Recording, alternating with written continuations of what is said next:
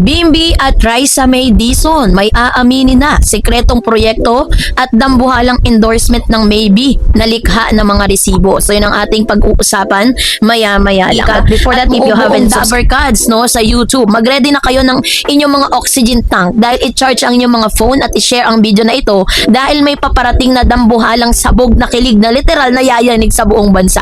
Kung akala nyo sapat na mga nakaraang showbiz bardagulan para ma-stress kayo, ibahin nyo ang araw na to dahil we are serving you a pure, unadulterated, high-tire positive vibes at hawakan nyo ng mahigpit ang inyong mga puso dahil ang pinakabagong It Couple at susunod na pambansang love team na Pilipinas ay narito na. Yes, it's officially happening. Raisa May Dizon at Bimbi Aquino Yap ay formal ng pinag-isang puwersa matapos makatanggap ng sunod-sunod na dambuhalang brand endorsement at bonggang movie and TV projects together. So ang buong internet ngayon ay literal na nagwawala, nag-iiyakan sa tuwa at hindi magkandamayaw sa paggawa ng TikTok edits.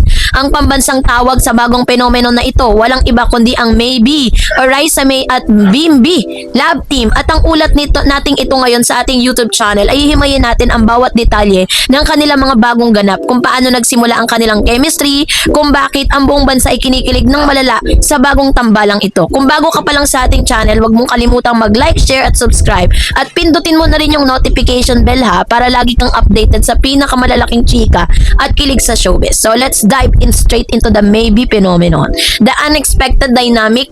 Paano nagsimula ang Maybe magic? Let's trace back the timeline para maintindihan natin kung bakit ganito kalala ang epekto ng Maybe sa mga puso ng Pilipino. Si Raisa May Dizon na kilala nating lahat bilang aling maliit ng Itbulaga ay nagdala ng walang kapantay na saya noong child star pa siya.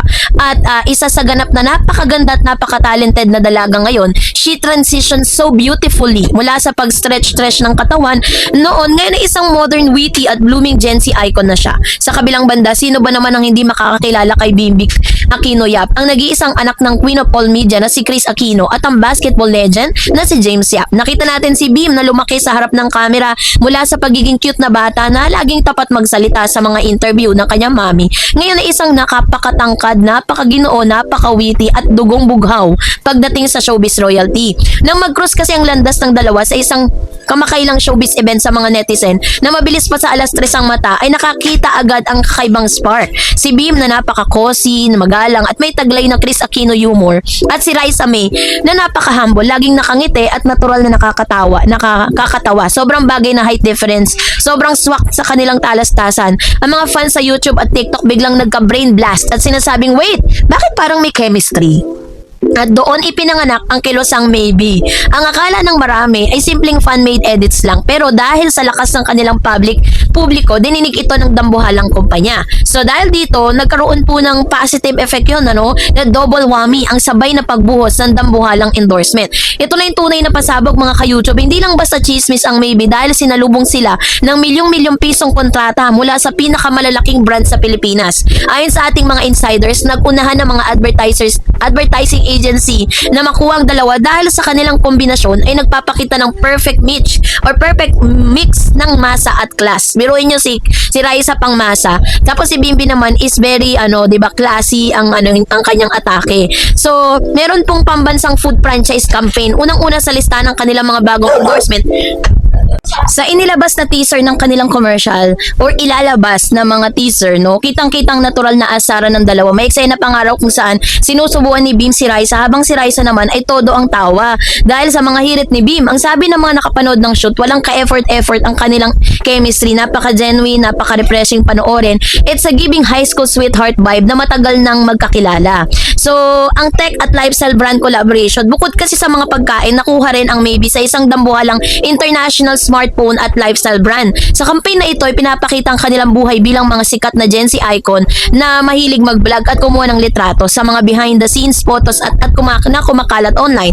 Nahuli mga kamera na si Bimbi mismo ang umahawak ng phone para kumuha ng kanyang selfie habang si Raisa naman nakakbay sa kanyang nakatingin ng matamis. Grabe ang tangkad ni Bim. Tapos si Raisa ang saktong-sakto lang ang liit sa tabi niya. Yung height difference pa lang ulam na para sa mga fanay na mahilig sa nakakakilig na rom-com tropes. So Yun yung ilan sa mga pasabog ng maybe, no? Pagkatapos po silang magpasabog ng kilig sa social media at sa buong Pilipinas, syempre po, ganun talaga ang buhay, di ba? Kapag napansin po kayo ng mga producers, napansin kayo ng mga brands, talagang kukunin kayo. Kasi kumbaga parang kuha nyo kasi yung publiko kuha nyo po yung, yung simpatsya ng mga tao, di ba? So, from screen to silver screen, ang bonggang movie, TV lineup, yun po yung mga naka-lineup sa kanila. Kung akala nyo sa mga billboards, sa 30-second commercial lang makikitang maybe, nagkakamali kayo dahil official na ring i-anunsyo soon ang kanilang kauna-unang primetime TV series ng isang romantic comedy movie na ipapalabas sa mga susunod na taon. Ang bagong teleserye, Ang Prinsipe at si Aling Maliit, The Modern Fairy Tale. Gagawa ng kasaysayan ng maybe sa television dahil bibigyan buhay nila ang isang modernong kwento ng pag-ibig na siguradong tututukan ng bawat pamilyang Pilipino gabi-gabi. Kwento to ng isang mayamang lalaki, which is si Bimbi, na galing sa isang elite na pamilya na makakatagpo ng isang simpleng dalaga na si Raisa May na nagtatrabaho ng marangal para sa kanyang pangarap. Sabi ng mga scriptwriters, isinulat ang sharing ito para sa saktong-sakto sa totoong personalidad ng dalawa. Maririnig din ni sikat na English-Tagalog accent ni Bim na lalong magpapakilig kapag hinaluan ng mga banat at hirit ni Raisa. So ang chika pa nga sa set, noong unang script reading pa lang daw, hindi mapigilan ng mga director staff na maghiyawan dahil tuwing magkakatinginan si Raisa at Bim habang binabasa ang kanilang mga linya, pareho silang namumula at nakakahiyawan. OMG, ang tunay na mga kilig ay hindi talaga pwedeng itago, diba? So yung rom-com movie ng taon bukod sa serye, may nakalinya pa ring pelikulang dalawa sa ilalim ng isang premyadong film studio naman. Ito ay may isang light, feel-good at progressive na teen rom-com na tututok sa buhay ng mga kabataan at kolehiyo. Ito ang magiging opisyal na pagsabak ni Bim bilang isang ganap na leading man at ayon sa mga insiders, todo ensayo at acting workshop ang dalawa para masigurong magpapaiyak at magpapatawa nila ang buong Pilipinas. So, bakit nga ba nagwala ang mga netizen, the online kilig explosion? Kasi nga mga ka-YouTube, hindi natin pwedeng palagpasin ang mga reaksyon ng mga netizen, 'di ba? Dahil ang comment section sa bawat post tungkol sa sex sa mga maybe ay literal na sumasabog sa kilig, 'di ba? Let's read some of the top tier comments mula sa mga fani na talagang nagpapatunay na tanggap ng publiko ang tambalang ito. Sabi niya, maybe Supreme fan, grabe Lord, di ko inaasahan sa taong 2026 ko makikita ang pinaka-wholesome at pinaka-nakakilig na love team. Si Bim na ang napaka-gentle at si Raisa na napakabait. Bagay na bagay sila at walang halong pilit. More project please. Chris Aquino Solid Vlog. Kung buhay lang si ma'am, kung nandito lang si Miss Chris ngayon, sigurado akong siya ang unang-unang magiging presidente ng siya ngayon ang magiging presidente ng Maybe Fans Club. Nakikita ko kay Raisa ang pagiging totoo at masayahin na gustong-gusto ni Chris ng isang tao. So Bim Ray so well and Raisa is gem. Perfect match po sila, diba? So yun yung ilan sa mga komento ng mga netizen. So dahil po sa mga blessing na ito, talaga namang this is gonna be a great blessing for Raisa and Bimbi. So ibig sabihin, aside from being a host of Eat Bulaga, marami pa rin tayo mga aabangan for Bim and Raisa, diba? Kaya naman tutok lang tayo mga Dabber Cards kung ano pa yung susunod na ganap.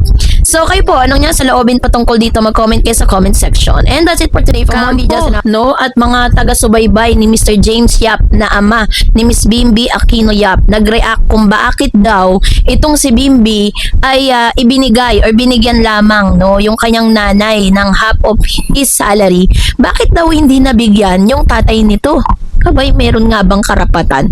So yun ang ating pag-uusapan maya-maya lang. But before that, if you haven't subscribed yet, chikat buong madlang people ng internet, mag-ready na kayo dahil medyo tusok na tusok to at tuspok ang lahat ng mga nasa internet ngayon na parang kini-question nila yung naging move ni Mr. Bimbi Aquino Yap sa pagbibigay niya ng kanyang half of their salary sa kanyang ina.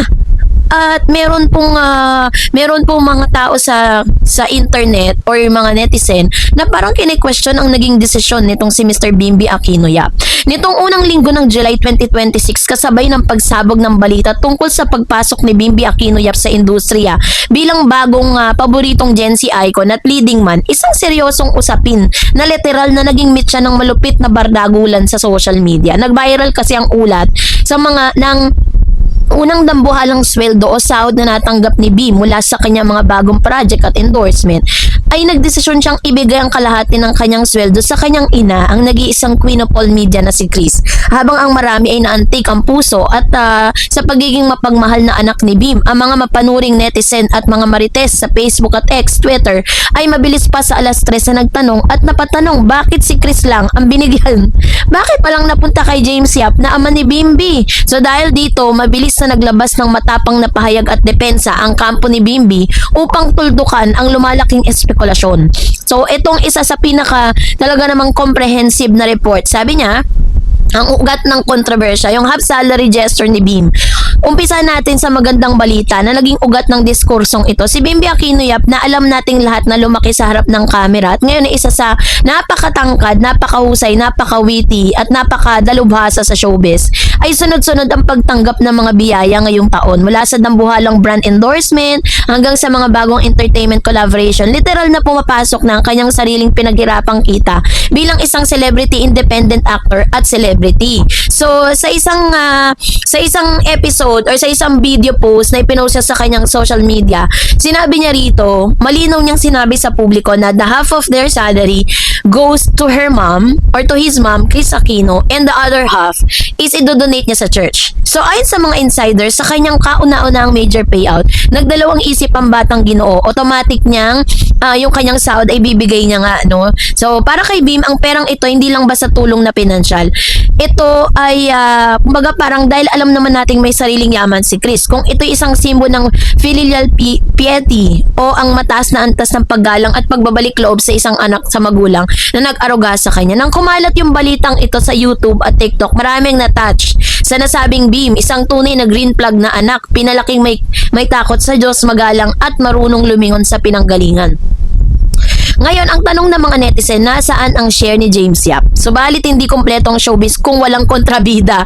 Sa comment section, alam nyo yan. So sa gitna ng mga papuri kay Bim, biglang pumasok ang mga critics ng ilang netizen na may ibang agenda, nag-umpisang umikot sa social media. Bakit parang nalimutan na yata niya yung kanyang ama? Kahit anong mangyari, tatay pa rin niya si James Yap. Bakit hindi man lang niya binigyan ng kahit ilang porsyento bilang respeto? So yun yung ilan sa mga natanggap ni Bim na mga comments. Obligasyon din ng anak na kilalanin ang magulang na nagbigay sa kanya ng buhay. Ang ilan pa nga ay pilit na pinubuksan ng mga lumang issue ng nakaraan na tila ipinamumuka kay Bim na nagpapakita ng favoritismo o kaya na may tinalikuran ang kanyang paternal side. Ang mga ganitong klase ng hirit ay mabilis na lumika ng toxicity na naratibo na naglalayong lagyan ng lamat ang magandang image ng aktor. Para sa mga fans sa protective kay Bim, ang mga ganitong puna ay tinuturing na unfair at walang sapat na konteksto dahil hindi naman alam ng publiko ang totoong takbo ng kanilang buhay sa likod ng nakasara na pinto. So ito po yung matapang na depensa at paglilinaw mula naman kay Bimbi. Dahil unti-unti nang lumalaki ang apoy ng maling akala, hindi na nanahimik ang kampo ni Bimbi. Naglabas sila ng isang malinaw, lohikal at seryosong depensa upang depensahan at ipaliwanag na walang dapat maging issue sa naging desisyon ng batang aktor. Sabi dyan, ang nag-alaga at nagpalaki ang may karapatan. Unang nilinaw ni kampo ni Bim ang usapin ng emosyon at kasaysayan. Mula nung naghiwalay si Chris Aquino at James Yap, maraming taon nang nakalipas, si Chris ang naging solong magulang o sole provider at custodian na nagpalaki kay Bimbi. Si Chris nagbayad ng edukasyon, nag-asikaso sa kanyang kalusugan, nagbigay sa kanya ng isang marangya at ligtas na buhay. Lalo-lalo na nung unang panahong nagkasakit ng malubha si Chris sa Amerika. Si Bimbi ang nanatili sa kanyang tabi araw at gabi na naging saksi sa bawat sakit at hirap na pinagdaanan ng kanyang ina. Sa makatuwid, ang desisyon na ibigay ang kalahati ng sahod kay Chris ay isang natural na emosyon na reaksyon ng isang anak na sa magulang na pisikal at emosyonal na naroon para sa kanya sa bawat segundo ng kanyang buhay. Hindi ito usapin ng pag-ayaw kay James, kundi ito'y usapin kung sino ang kasama niya sa hirap at ginhawa. Sa usaping legal at pinansyal na katotohanan, hindi kailangan ni James Yap ang pera ng anak. Kalawa, pumasok ang kampo sa usapin ng lohika at katayuan sa buhay. Si James Yap ay isang basketball legend, isang dating sikat na manlalaro ng PBA at kasalukuyan ding isang public servant o politiko. Konsehal po siya sa unang distrito ng San Juan. Si James Yap ay may sariling mga negosyo, may sariling pamilya, may sapat na negosyo at sapat yung kanya at nag-uumapaw yung yaman niya para itago yung kanyang sarili. Ayon sa kampo ni Bim, napakababaw na isipin na hintayin o asahan ni James Yap nabigyan siya ng pera ng kanyang anak mula sa unang sahod nito. Ang pagbibigay ng pera sa magulang hindi naman nangangailangan at hindi naman naging bahagi ng iyong araw-araw na paglaki ay hindi praktikal. Kung respeto ang pag-uusapan, respeto hindi nasusukat sa pamamagitan ng pag-aabot ng cheque o cash, kundi sa pamamagitan ng maayos sa pag-uugali na ipinapakita ni Bim sa publiko na sumasailalim din sa kanyang pangalan. Sa usaping sustento, 'di ba? Bagamat hindi nais ng kampo na maghukay ng lumang legal na dokumento, hindi rin maiiwasan na maalala ng publiko no ng mga nakaraang araw o nakaraang mga taon komplikadong issue patungkol sa child support o sustento. Sa ilalim ng batas, ang magulang ay may obligasyong magbigay ng sustento sa anak habang ito ay menor de edad pa at hindi baligtad sa setup. Dahil si Chris ang umako sa halos lahat ng aspeto ng pagpapalaki kay Bim nang walang ingay o anumang hinihinging tulong mula sa iba. So karapat-dapat lang naman sa sandaling magkaroon ng kanyang unang pasasalamat ay pumunta sa taong nagbuhos ng bilyong-bilyong pagmamahal at milyong-milyong piso para sa kanyang kinabukasan. Kaya naman kung titignan natin ang isyong ito sa modernong lens, 'di ba? So, ang ating henerasyon ay hindi naniniwala sa konsepto ng blind toxic positivity o pilit na pag-obliga sa isang anak na pantayan no pagtrato sa dalawang magulang kung ang isa naman ay naging malayo absent sa kanyang paglaki. We believe in boundaries, authenticity at emotional investment. Para sa mga kabataan ngayon, ang pagmamahal at respeto ay pinaghihirapan or earn. Hindi lang basta binibigay dahil lang sa DNA o biology. Nakikita ang mga Gen Z netizen na si Bim ay naging isang napakabuting anak, 'di ba? Kaya naman sa kasalukuyan na estado nila yung relasyon ni Bim at ni James Yap upang maging patas at balanseng ating mga pagsusuri. Mahalaga rin bigyan diin na sa mga nagdaang panahon, 'di ba? Nilinaw naman ni Bim na wala siyang matinding galit o bad blood laban sa kanyang ama. Sa katunayan nitong mga nakarang taon ay nagkaroon ng mga pagkakataon kung saan nagkausap at nagkita ang mag-ama upang magkaroon ng closure at maayos na civil relationship. Kaya po parang it's unfair na parang paratangan si Mr. Bimby Aquino Yap na hindi niya nililingon yung kanyang tatay. Alam naman natin at yung mga hindi nakasubaybay sa kanila na from day one, after po na magkahiwalay si Chris at si Mr. James Aquino Yap, ay wala na po talagang tinanggap or hindi man tumulong, 'di ba? Or hindi man sinasa publiko ni Chris or ni James Yap yung kanyang support for Bim, 'di ba? At karapatan ni Bim na magdesisyon dahil nasa tamang edad na siya. Kaya it's unfair para po siya po i-bash sa kanyang naging desisyon. Pinunyag ni Oji ang isang di umano'y awkward encounter nila ni Kim sa hallway sa labas ng dressing room at it's showtime. Sinabihan daw niya si Kim na buti pinapasok ka dito. Ngunit para sa mga Gen Z, kasalukuyan ang kanilang sistema ay tinuturing na isang malaking red flag.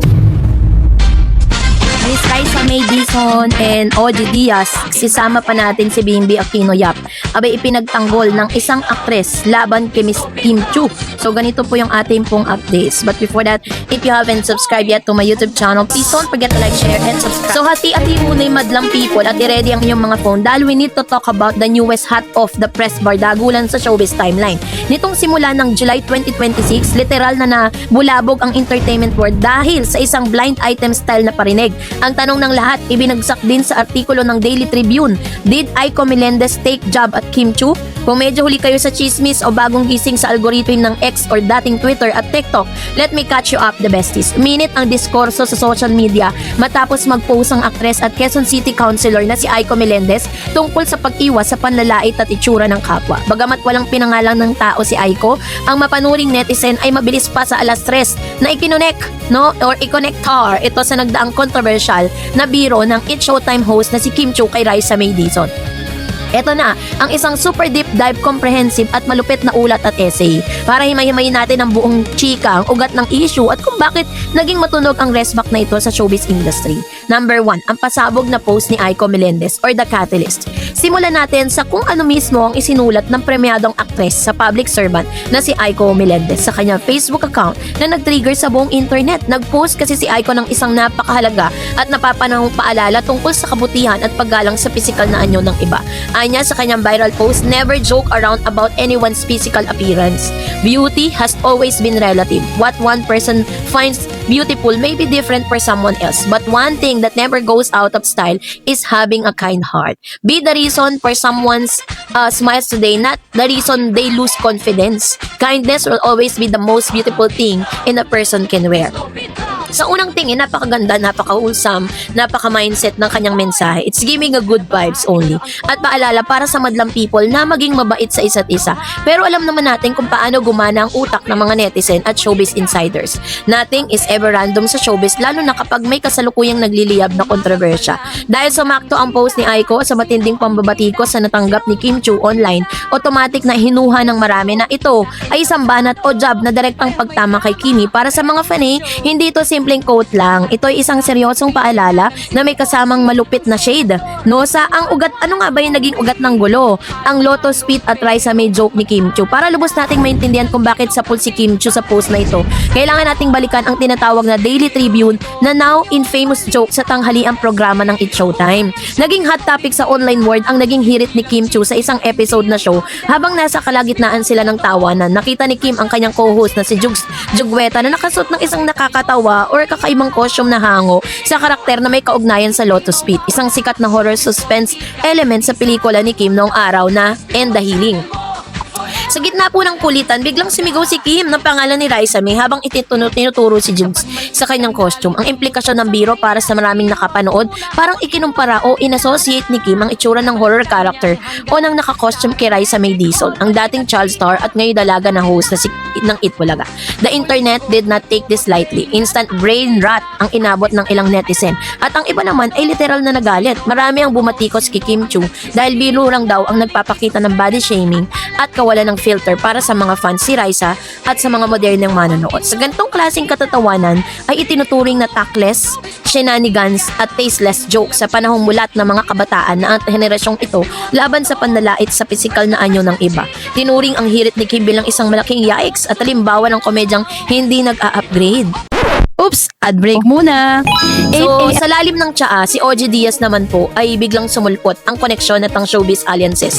Ayon sa pagsusuri ng kolumnistang si Alex Brosa sa Daily Tribune, ay may malalim at mas juicy pang dahilan kung bakit sumali si Aiko Melendez sa isyong ito. Bukod sa pagtatanggol sa body autonomy at self-confidence ni Raisa May, at dito pumasok ang plot twist, ang OG Diaz connection. Alam ng buong industriya na si OG Diaz, ang sikat na talent manager at host at entertainment vlogger, ay tinuturing na matalik na kaibigan or nanay-nanayan at gabay ni Aiko Melendez sa loob ng showbiz. Sobrang solid ang kanilang samahan sa loob ng maraming taon. So bago pa man mag-post si Aiko, nagpabagsak ng sariling pasabog si OG sa kanyang vlog. Ibinunyag ni OG ang isang di umano'y awkward encounter nila ni Kim sa hallway sa labas ng dressing room at It's Showtime. Ayon sa kwento ng isang magkasalubong sila, sinabihan daw niya si Kim na buti pinapasok ka dito. Sinabihan siya. So alam niyo na po yung issue na yon. Bagamat pwedeng idaan sa biro, maraming nakaramdam na parang medyo may asidong kasama ang hirit na yon. Lalo pat madalas talagang napag-uusapang mapunan sa vlog ni OG ang mga ganap ni Kim. So dahil dito, naniniwala ang kolumnista na Tribune na ang matapang na paalala ni Aiko sa Facebook laban sa panlalait at kawalan ng kabaitan at ang kanyang tapat at paraat na pag-resback at pagpanig sa kanyang nanay OG. Kumbaga sa larangan ng showbiz alliances, kapag binangga mo yung kaibigan ko, automatic na may resback ka mula sa akin. At ginawa ito ni Aiko sa pinaka-classy, pinaka-diplomatic na paraan sa pamamagitan ng pag-post ng tamang moral na pinaninindigan. So dahil dito, nagkaroon po ng iba't ibang reaksyon yung publiko, 'di ba, patungkol sa bagay na ito. Nanawagan po sila ng tinatawag na accountability matapos pumutok ang balita tungkol sa post ni Aiko at ang koneksyon nito sa biro ni Kim. Naghati po yung mga opinion ng netizen sa iba't ibang kampo. Ito pangunahing sentimento ng ilan sa mga platform at banderan at iba pang mga online platform. Ang kampo ng pagsang-ayon kay Aiko, the accountability advocates. Maraming netizen, lalo na mga mulat sa tamang asal sa telebisyon, ang todo papuri kay Aiko.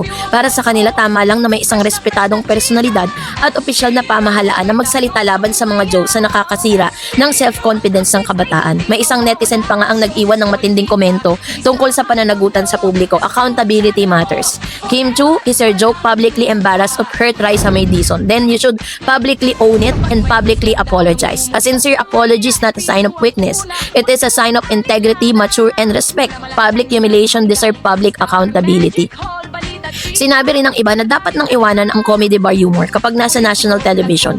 Ang panonood ng television sa tanghali ay pampamilya kaya dapat i-upgrade ang uri ng komedya tungo sa isang mas matalino at mas makataong pamamaraan na hindi nangangailangan ng pagpuna sa itsura ng kapwa para lang makapagdala ng tawa. No, ang pagtatanggol ng mga Kim Chiu fans, no? Sa kabilang banda, hindi naman papauli yung mga solid defender si Kim.